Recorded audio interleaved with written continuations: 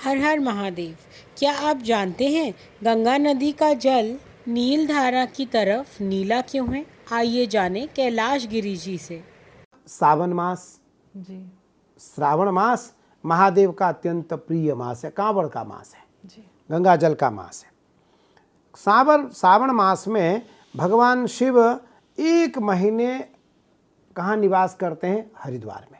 अच्छा कैलाश को एक रूप से छोड़ करके हरिद्वार में निवास करते हैं, जहाँ मेरा स्थान है जी वो नील धारा है। जी भगवान शिव आज के 1 लाख वर्ष 1.5 लाख वर्ष पहले उस घाट पर आकर के भगवान शिव ने स्नान किया, इसलिए उस घाट को नीलधारा घाट कहा जाता है। गंगा नीली है वहाँ, गंगा वहाँ नीली है। और एक वहाँ कुंड है जिस कुंड को मछला कुंड कहा जाता है। वो गंगा जी में समुद्र जैसा कुंड है, लगभग लाखों मीटर गहरा है वो कुंड, लाखों मीटर। और महादेव वहाँ स्नान किए, इस कारण उस घाट का नाम नीलधारा घाट पड़ा। दक्षिण वाहिनी गंगा है। भगवान शिव ने जब समुद्र मंथन हुआ, समुद्र मंथन में सबसे पहले हलाहल विष निकला, तो उस हलाहल विष का पान भगवान शिव ने किया, जिसके कारण भगवान शिव का जो कंठ है वो नीला हो गया।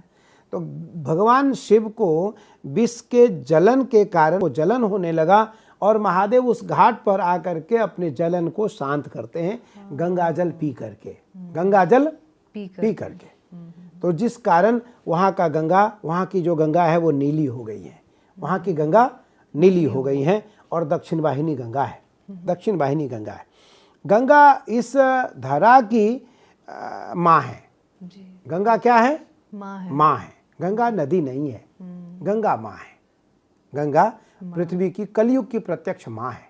गंगा, नर्मदा, यमुना, सरस्वती, कावेरी, भागीरथी, अलकनंदा, मंदाकिनी, सरयू, ये जो नदियां हैं ये इस कलयुग की प्रत्यक्ष नदी, प्रत्यक्ष माँ है।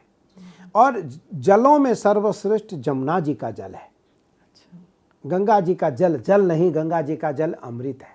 गंगा जी का जल अमृत है। गंगा सबसे पहले ज्ञान देती है। गंगा क्या देती है? ज्ञान देती है। गंगा जी का जल जो नित्य पिएगा वो ज्ञानी हो जाएगा।